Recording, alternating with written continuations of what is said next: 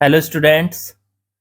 तो भाई नीट वाले जो क्वेश्चन हमने किए थे, अभी तक हम ट्वेल्थ के 2 चैप्टर कर चुके हैं भाई, नीट वाले।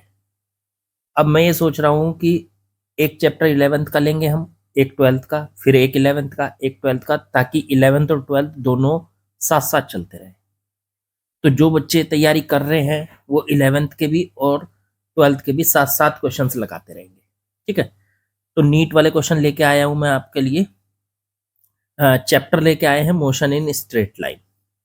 तो मोशन इन स्ट्रेट लाइन का जो चैप्टर है आपका, अब आप कहोगे कि सर चैप्टर तो उससे पहले यूनिट एंड डायमेंशन आता है। देखो उसका तो मैं कभी बीच में डाल दूंगा, लेकिन मोशन इन स्ट्रेट लाइन से शुरुआत करते हैं मैकेनिक्स का। तो मैकेनिक्स का मोशन इन स्ट्रेट लाइन से शुरुआत करना है, इसलिए उसके क्वेश्चन मैं लेके आया हूँ। तो देखो 2023 का नीट का क्वेश्चन आया था ये। क्वेश्चन नंबर 1 से स्टार्ट करते हैं। क्वेश्चन पढ़ते हैं क्या कहा है और तब इसको सॉल्व करते हैं। चलो जी क्वेश्चन शुरू करते हैं भाई। सॉल्यूशन लिखते हैं इसका। A vehicle travels half the distance with speed v and the remaining distance with speed 2v. Its average speed is। ये कहा है कि एक व्हीकल है जो हाफ डिस्टेंस को तो v स्पीड से कवर करता है और अगली हाफ को वो 2v स्पीड से कवर करता है। तो मान लो पहली d डिस्टेंस को तो v स्पीड से कवर कर रहा है। ठीक है। पहली d डिस्टेंस को v स्पीड से कवर कर रहा है, अगली d डिस्टेंस को वो 2v स्पीड से कवर कर रहा है। तो इसकी एवरेज स्पीड बतानी है। यार बहुत आसान सा सवाल है, इसको बिल्कुल इजी तरीके से हम कर सकते हैं। आप एवरेज स्पीड के बारे में सोचो कि एवरेज स्पीड का फॉर्मूला क्या होता है। टोटल डिस्टेंस, टोटल डिस्टेंस बटे में टोटल टाइम। टोटल टाइम, अगर आप टोटल डिस्टेंस इसमें देखना चाहते हो तो इसने पूरी डिस्टेंस कितनी कवर की है यहां से यहां तक। तो देखो पहले डी कवर की, फिर आगे डी कवर की, तो टोटल डिस्टेंस है 2d बटे में टोटल टाइम कितना लगेगा इसको। तो देखो पहली डिस्टेंस डी कवर करने में इसको कितना टाइम लगा, मान लीजिए t1, और अगली डी डिस्टेंस कवर करने में कितना टाइम लगेगा, मान लीजिए t2। तो टोटल टाइम हो गया t1 प्लस t2। लेकिन ये t1 और t2 की वैल्यू निकालनी पड़ेगी। अब एक फॉर्मूला होता है speed equals to distance upon time, distance बटे टाइम। क्या मैं यहां से टाइम का फॉर्मूला निकाल सकता हूं, टाइम बराबर डिस्टेंस बटे स्पीड। ये फॉर्मूला लगा, आप यहां पे लगा सकते हो। तो देखो पहली जो डिस्टेंस कवर की इसने यहां से यहां तक की, देखना जरा, जहां से एरो चला रहा हूं मैं, यहां से पहली डी डिस्टेंस कवर करी कितने टाइम में, t1 में। तो वहां से टाइम निकाल लो, t1 टाइम आएगा। डिस्टेंस कितनी कवर की, देखो यहां से यहां तक एरो घुमाया मैंने, यहां से यहां तक डिस्टेंस है सर d, और स्पीड कितनी है इसकी v। तो पहले इसको मान लो ये पॉइंट ए है, ये बी है, ये सी है। तो ए से बी तक जाने में इसको कितना टाइम लगा, t1 d बटे बी। ऐसे ही फिर इसको बी से सी तक जाने में कितना टाइम लगा, t2। तो वो है आपका डिस्टेंस बटे में स्पीड। तो डिस्टेंस है d और बटे स्पीड हो गई 2v। तो आप t1 और t2 की जगह उठा के यहाँ पे ये रख दो, तो v एवरेज जो आ जाएगी वो आ जाएगी 2d बटे, t1 की जगह तो रख दिया d बटे v, प्लस t2 की जगह रख दिया d बटे 2v। आप एक काम कर लो, आप इसका एलसीएम ले सकते हो। देखो नीचे कर लेता हूँ मैं इसको, 2d बटे, इसका एलसीएम आ जाएगा 2v, v से डिवाइड करेंगे तो ये 2d बन जाएगा, और 2v से करेंगे तो ये d बन जाएगा। ये आ गया सॉल्व करके 2d बटे में, ये नीचे 2d प्लस d 3d, और बटे में 2v। ये ऊपर चला जाएगा, यहाँ d से d कट जाएगा। आंसर आ गया 2 इंटू 2 हो गया 4v बटे 3। ऑप्शन चेक कर लो, बिल्कुल आसान सा सवाल था, 4v बटे में 3। ठीक है, आप इसको इजीली सॉल्व कर सकते हैं। चलो जी आगे बढ़ते हैं। पहला सवाल बिल्कुल आसान था। आपको पता है नीट वाले क्वेश्चन चल रहे हैं, नए सिलेबस का क्वेश्चन कराऊंगा, ठीक है। चलो आगे बढ़ो। चलिए नेक्स्ट क्वेश्चन पे आते हैं बच्चों। नेक्स्ट क्वेश्चन क्या दिया है इन्होंने, the angular acceleration of a body, angular acceleration किसी बॉडी का moving along the circumference of circle. मान लीजिए कोई बॉडी सर्किल पे चल रही है, ठीक है। तो जब वो सर्किल पे चलती है, इस तरीके से चल रही है, देखो सर्किल पे इस तरीके से घूम रही है, तो सर्किल पे चलते हुए उसके जो एंगुलर एक्सेलरेशन की डायरेक्शन होती है वो किधर होती है। देखो आपको भाई इसमें एक चीज याद रखनी चाहिए, एंगुलर एक्सेलरेशन हो या एंगुलर वेलोसिटी हो, हमेशा उसकी जो डायरेक्शन होती है वो प्लेन के परपेंडिकुलर होती है। मतलब अगर बॉडी घूम रही है किसी सेंटर के अबाउट, तो उस सेंटर से पास होने वाली जो परपेंडिकुलर एक्सिस होगी, अब मैं आपको उसको दिखा तो सकता नहीं, पर हाँ थोड़ा सा इधर ऐसे बना सकते हो, जैसे ये एक्सिस है, ये इसके परपेंडिकुलर है, इस तरीके से ऐसे समझते हो ना। जैसे ये अगर हम पार्टिकल को ऐसे घुमाएं, ठीक है, तो इस तरह से ये जो बनेगी ये इसकी एक्सिस है, ये परपेंडिकुलर एक्सिस होती है। याद रखो, जब भी कोई पार्टिकल सर्किल में घूमता है तो उसकी एंगुलर एक्सेलरेशन की डायरेक्शन या एंगुलर वेलोसिटी की डायरेक्शन, दोनों, एंगुलर एक्सेलरेशन या एंगुलर वेलोसिटी, एंगुलर वेलोसिटी किसको कहते थे, ओमेगा, और एंगुलर एक्सेलरेशन किसको कहते थे, अल्फा। इन दोनों की डायरेक्शन हमेशा प्लेन के परपेंडिकुलर होती है, ठीक है ना। मतलब ये जो अगर आप इसका ऑप्शन चेक करेंगे तो अलोंग द रेडियस, नहीं, रेडियस तो सेंटर की तरफ हो गई, नहीं, परपेंडिकुलर, पूरे सर्किल के परपेंडिकुलर। तो along the tangent of its position, नहीं, ना ऑप्शन 1 सही ना ऑप्शन 2 सही। Along the axis, axis axis, option 3 सही है हमारा। ओके, तो ऑप्शन 3 इज करेक्ट। चलो बच्चों आगे बढ़ते हैं। चलिए बच्चों सेकंड क्वेश्चन पे आते हैं। A bullet from a gun is fired on a rectangular wooden block with velocity u। ठीक है, मान लीजिए सामने एक रेक्टेंगुलर ब्लॉक है, वुडन ब्लॉक, ठीक है, और एक बुलेट को उसकी तरफ हमने u स्पीड से फायर कर दिया, ठीक है। When bullet travels 24 centimetre through the block, जब ये बुलेट इसके अंदर जाती है, कहाँ तक जाती है, 24 सेंटीमीटर तक, तो जब ये इसमें अंदर एंटर करती है तो तब तो इसकी स्पीड है u, और 24 सेंटीमीटर अंदर जाने के बाद इसकी स्पीड हो जाएगी u/3। Then it further penetrates into the block in same direction coming to rest exactly at the other end of block the total length of block. मतलब वो फिर आगे बढ़ती है, और जब वो बाहर निकलती है यहाँ से, तो उसकी जो स्पीड होगी ब्लॉक की, वो बिल्कुल वो उसकी ब्लॉक की नहीं, सॉरी, बुलेट की, बुलेट जब यहाँ से निकलेगी तो उसकी स्पीड जो है वो 0 होगी। इन्होंने दिया ऐसा। फिगर थोड़ी सी छोटी बनी है, मैं दोबारा से बनाता हूँ, इस तरह से बनेगी। अब ये है मान लीजिए ब्लॉक, यहाँ से यहाँ तक, ठीक है। जब ये इसमें अंदर एंटर करती है यहाँ से, ठीक है, अंदर एंटर करती है, तो इसकी स्पीड, जब ये यहाँ से जाना शुरू करती है, इसकी स्पीड u है। 24 सेंटीमीटर अंदर जाने के बाद इसकी स्पीड u/3 हो जाती है। फिर और अंदर जाती है तो इसकी स्पीड बाहर निकलते निकलते यहाँ तक इसकी स्पीड 0 हो जाती है, ठीक है। अब 24 सेंटीमीटर अंदर गई तो ये लेंथ तो यहाँ से यहाँ तक 24 है, आगे की लेंथ मान लेते हैं ये x, यहाँ से यहाँ तक की। तो अब इस ब्लॉक की यहाँ से यहाँ तक की ये पूरी लेंथ बतानी है, ये लेंथ कि कितना ब्लॉक की लेंथ है। तो बड़ा आसान है, L बराबर हो गया 24 + x, बस x की वैल्यू निकालो और आंसर आ जाएगा। तो अब इसको कैसे निकालेंगे, तो इजी है।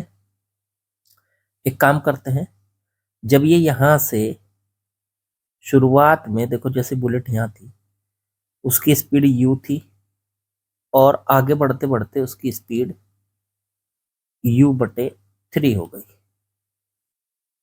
ठीक है, तो पहले उस पर कितना रिटार्डेशन लगा, पहले ही रिटार्डेशन निकाल लो। आपको पता है ना, जब वो ब्लॉक के अंदर घुसेगी तो उस पर रिटार्डेशन लगेगा। कौन सी इक्वेशन लगाऊं? यहां से यहां तक की डिस्टेंस पता है 24 सेंटीमीटर, तो रिटार्डेशन निकाल सकते हैं।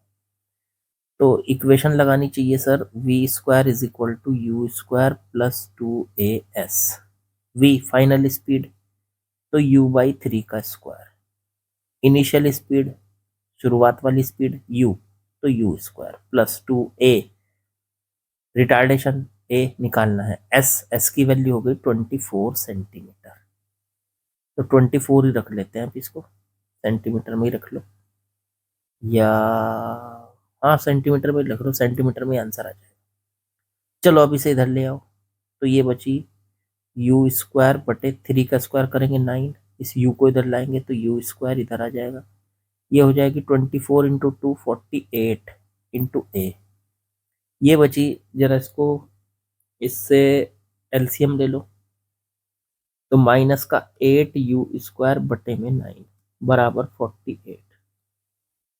ठीक है, और a, 8 से इसको काट लो, 6, a की वैल्यू आ जाएगी यहाँ से, a की वैल्यू आ गई, ये भी इसके बटे में चला गया, तो a बराबर आ गया माइनस का u²/9, और बटे में 6 पहुंच गया, तो 9/6 कितना हो गया, 54। ठीक है, ये आ गई इसका रिटार्डेशन। अब आगे सॉल्व करो। इससे आगे जब ये बढ़ी, जब ये यहाँ से आगे गई, देखो यहाँ से आगे, जहाँ मेरा एरो यहाँ से आगे गई, तो अब बुलेट की जो स्पीड है वो है u/3, और आगे जाते जाते इसकी स्पीड हो गई 0, फाइनल स्पीड हो गई इसकी 0। तो कितनी डिस्टेंस आगे गई, रिटार्डेशन अब भी वही लग रहा है इस पे, ए तो हम निकाल ही चुके हैं, फिर से यही इक्वेशन लगाओ, v² = u² + 2as। v कितना है फाइनल, 0, u कितना है, तो u/3 का होल स्क्वायर +2, a की वैल्यू माइनस का u²/54, और इंटू s हो गया यहाँ से यहाँ तक की डिस्टेंस x। ठीक बच्चों, इसे इधर ले आओ, 54 से इसको काट लो, मतलब 2 से 54 को काट लो, 27 हो गया। इसे इधर ले आओ, तो यह आ गया u² और बटे में 27x बराबर, उधर बचा u²/9। u² से u² काट दो, 9 से इसको काटो, इधर आएगा तो x बराबर आ गया 3 सेंटीमीटर। लो जी, इसका मतलब अभी ये बुलेट और कितना आगे चलेगी, 3 सेंटीमीटर। अब हमारा आंसर क्या था, l, मतलब टोटल लेंथ यहाँ से यहाँ तक की, तो 24 तो वो पहले चली, x और चली, तो टोटल हो गया 24 + 3, 27 सेंटीमीटर। आंसर है डी करेक्ट। तो अच्छा सवाल था, इतना आसान भी नहीं था, 2 बार आप इक्वेशन को इसको लगा सकते हो, मतलब 2 बार में करना था इसको, इतना आसान सवाल नहीं था। ठीक है, लैंग्वेज भी इतनी छोटी नहीं थी कि आप एकदम से पढ़ के कर दोगे, थोड़ा सा इसमें आपको 1.5-2 मिनट का टाइम लगेगा। ठीक, चलो आगे बढ़ते हैं, क्वेश्चन नंबर 3 पे आते हैं। चलिए बच्चों, नेक्स्ट क्वेश्चन पे आते हैं, क्वेश्चन नंबर 3। क्या दिया है इसमें, a horizontal bridge is build across a river. एक रिवर पर ब्रिज बना हुआ है, पुल बना हुआ है, ये रहा पुल। A student standing on the bridge, कोई स्टूडेंट यहाँ पे खड़ा हुआ है ब्रिज के ऊपर। Throws a small ball vertically, यहां से वो एक बॉल को ऊपर की तरफ फेंकता है, vertically upward with velocity 4 metre per second. तो बॉल क्या करेगी, पहले बॉल ऊपर जाएगी और फिर बॉल नीचे जाएगी। ठीक है, वो ब्रिज तक पहुंच जाए, मतलब नीचे नदी तक पहुंच जाएगी, नीचे यहाँ रिवर है, ये रिवर है। चलो ठीक है, अब यहां से जब उसने यहां से इसको फेंका, t बराबर 0 से 4 सेकंड के बाद वो जाके नीचे टकराई, 4 सेकंड ये टाइम दे रखा टोटल। तो ब्रिज की हाइट बतानी है, ये ब्रिज की हाइट हमको बता देंगे इजीली। क्या करना है देखो, ये पूछा है height of the bridge above the water surface. जैसे ही वो रिवर में जाके गिरेगा, नदी में जाके गिरेगा, तो उसके ऊपर ब्रिज की हाइट कितनी है। चलो बताते हैं इसको। एक काम करो, यहाँ सीधा सीधा आपको डिस्प्लेसमेंट दे रखा है, ये एच डिस्प्लेसमेंट। ऊपर की डायरेक्शन को मान लो प्लस, नीचे की डायरेक्शन को मान लो माइनस।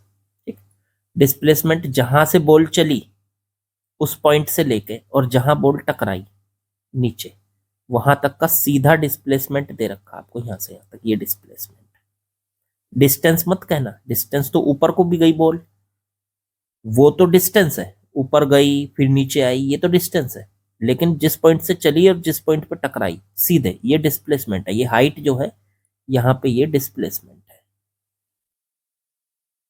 ठीक है, अब हम जब इक्वेशन में रखते हैं तो डिस्टेंस नहीं रखते, डिस्प्लेसमेंट ही रखते हैं। तो हमें यहाँ पे कौन सी इक्वेशन लगानी चाहिए, h is equal to u t plus half a t square, h is equal to u t plus half g t square. अब देखो h हाइट वो तो रखी जाएगी आपकी h, वो तो हमें पता करनी है। हाइट डिस्प्लेसमेंट होती है ना, तो ये डिस्प्लेसमेंट जहां से बॉल चली और जहां पहुंची वहां तक की हाइट, ये डिस्प्लेसमेंट है उसका। u उसकी इनिशियल स्पीड, इनिशियल स्पीड देखो ऊपर की तरफ है +4, तो +4 इंटू टाइम कितना लिया उसने, वो भी 4 सेकंड लिया उसने टोटल यहां तक आने में नीचे, तो टाइम की जगह भी 4 रख दो, प्लस हाफ जी। जी की वैल्यू प्लस लेनी है या माइनस लेनी है, तो भाई जी तो नीचे की तरफ है, तो जी को क्या लोगे आप, -10। जी की वैल्यू 10 दे रखी है, तो माइनस क्यों लिया, क्योंकि जी की वैल्यू नीचे की तरफ है, जी की डायरेक्शन नीचे की तरफ है, नीचे की डायरेक्शन हमने क्या लिया, नेगेटिव, देखो यहाँ लिए, तो -10 इंटू टी स्क्वायर, तो टी का मतलब हो गया 4 का स्क्वायर।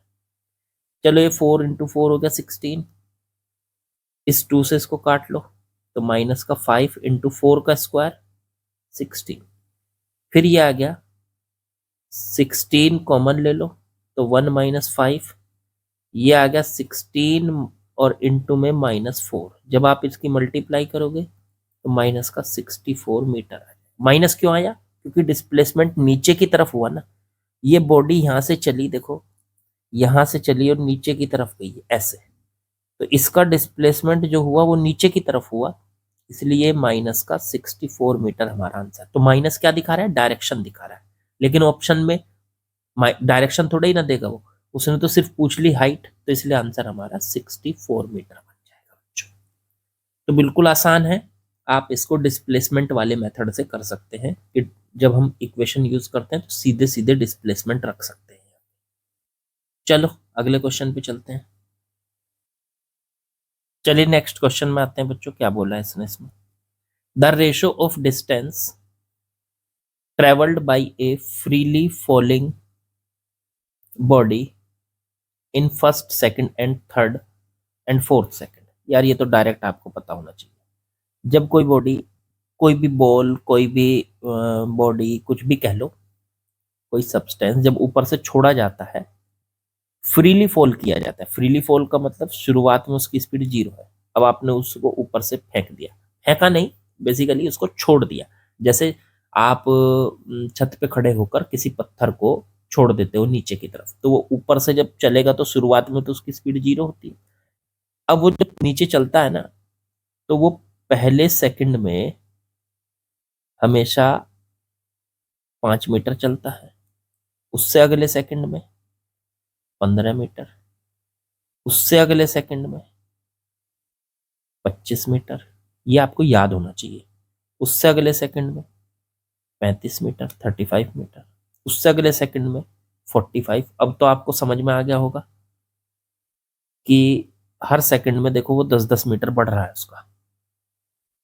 तो इनका अगर रेशो करें तो रेशो है 5, रेशो 15, रेशो 25, रेशो 35। पहले 4 सेकंड का पूछा, आगे नहीं बढ़ते, ये रेशो है। अब रेशो की एक खासियत होती है कि रेशो में आप कुछ भी नंबर से डिवाइड कर सकते हो, कुछ भी नंबर से मल्टीप्लाई कर सकते हो। मान लो मैंने इस पूरे रेशो को 5 से डिवाइड कर दिया, तो यहाँ 1 बचेगा, 15 की जगह यहाँ 3 बचेगा, 5 से डिवाइड करो, 15 को 5 से डिवाइड करेंगे 3, 15 को 25 से 5, 15 को 35 से 7, तो 1:3:5:7, तो ऑप्शन बैठ गया आपका बी। ठीक है, तो जब भी किसी बॉडी को आप फ्रीली ऊपर से छोड़ेंगे तो वो पहले सेकंड में, दूसरे सेकंड में, तीसरे सेकंड में, चौथे सेकंड में जो डिस्टेंस चलती है उसका रेशो 1:3:5:7 होता है। ठीक है, चलो आगे बढ़ते हैं। चलिए बच्चों नेक्स्ट क्वेश्चन में आते हैं, क्वेश्चन नंबर 5। ठीक है, आज का last question. The displacement time graph of two moving particles make angles of 30 degree and 45 degree with x axis as shown in figure।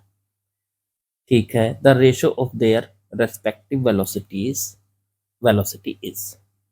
देखो, दो मूविंग पार्टिकल हैं, एक को मैं a मान लेता हूं, एक को b मान लेता हूं। ठीक है, उनका जो डिस्प्लेसमेंट और टाइम का ग्राफ है, a वाले का तो 30 डिग्री बना रहा है, देखो ये रहा, और b वाले का ये 45 डिग्री बना रहा है। तो उनकी वेलोसिटी का रेशो बताना है। अब वेलोसिटी क्या होती है, देखो अगर आपके पास डिस्प्लेसमेंट और टाइम का ग्राफ है तो वेलोसिटी होती है, वेलोसिटी बराबर डिस्प्लेसमेंट बटे टाइम, या आप ये भी कह सकते हो डिस्प्लेसमेंट और टाइम के ग्राफ में वेलोसिटी जो होती है वो उसका डिस्प्लेसमेंट टाइम ग्राफ का स्लोप होती है, slope of displacement time graph. तो स्लोप कैसे निकालते हैं, अब स्लोप निकालते हैं एंगल से। मान लो ये कोई लाइन है, ये एक्स एक्सिस के साथ 30 डिग्री का एंगल बना रही है, तो उसका जो स्लोप होता है लाइन का वो होता है tan 30 डिग्री। अब tan 30 डिग्री का मतलब क्या हुआ, tan 30 डिग्री का मतलब हो गया स्लोप जो है tan 30 डिग्री, इसका मतलब हो गया यहाँ पे डिस्प्लेसमेंट और टाइम का ग्राफ है, और डिस्प्लेसमेंट टाइम के ग्राफ को क्या कहते हैं, वेलोसिटी। तो slope of displacement time graph किसके बराबर होता है, वेलोसिटी। तो इसका मतलब इन दोनों का अगर आपको स्लोप देखना है, मतलब वेलोसिटी देखनी है, तो स्लोप देखना पड़ेगा। तो पहले ए की वेलोसिटी, तो मतलब ए वाले ग्राफ का स्लोप, स्लोप कैसे निकालेंगे, तो ए वाला जो ग्राफ है देखो ये रहा, जहां पे मैं एरो घुमा रहा हूं, ये कितना एंगल बना रहा है 30, तो इसका स्लोप हो गया tan 30। tan 30 की वैल्यू 1/√। ऐसे बी का ग्राफ, बी वाले ग्राफ में देखो, तो बी वाले ग्राफ में जो इसका एंगल है वो है 45, तो इसका जो स्लोप होगा वो होगा tan 45, और tan 45 की वैल्यू कितनी हो गई 1। अब कर दो इनका रेशो VA बटे VB, तो VA की वैल्यू 1/√3 और बटे VB की वैल्यू 1, तो आंसर आ गया 1/√3। तो आंसर आ गया 1/√3, ये आ गया आपका आंसर 1/√3। तो बिल्कुल आसान है। ठीक है, ऑप्शन बैठ गया सी इज करेक्ट। बस आपको पता होना चाहिए कि ग्राफ में स्लोप जो होता है डिस्प्लेसमेंट और टाइम के ग्राफ में वो वेलोसिटी होती है, स्लोप कैसे निकालते हैं ये पता होना चाहिए। तो ये बेसिक बेसिक सी नॉलेज, आपको सारे फॉर्मूले याद होने चाहिए, तो यार फिर इतना मुश्किल तो है ही नहीं। मैंने बताया आपको कि नीट वाले अगर पेपर में आप करते हो तो 50 क्वेश्चन में से 10 क्वेश्चन मुश्किल मिलेंगे, तो वो 10 क्वेश्चन छोड़ के तब भी आप 40 क्वेश्चन कर सकते हो भाई। अब 45 में से 40 क्वेश्चन करना बहुत बड़ी बात है, आप बहुत अच्छी रैंक के साथ सिलेक्ट हो जाओगे। ठीक है, और साथ में अपना क्वेश्चन जहां से मिले वहां से करते रहो। जो मैं करा रहा हूँ जेई मेन वाले, वो नीट वालों को भी करने चाहिए, और जो नीट वाले करा रहा हूँ वो जेई मेन वालों को भी करने चाहिए। अपने भी करो, और एक ही लेवल है दोनों का, कुछ खास फर्क नहीं है, तो करना चाहिए आप लोगों को। ठीक है, चलिए कल मिलते हैं बाकी। तो जो मैं रोज कहता हूँ, सब्सक्राइब, कमेंट, शेयर, और जो भी कुछ लाइक वाइक सब कर दिया करो। ठीक है, चलिए कल मिलेंगे।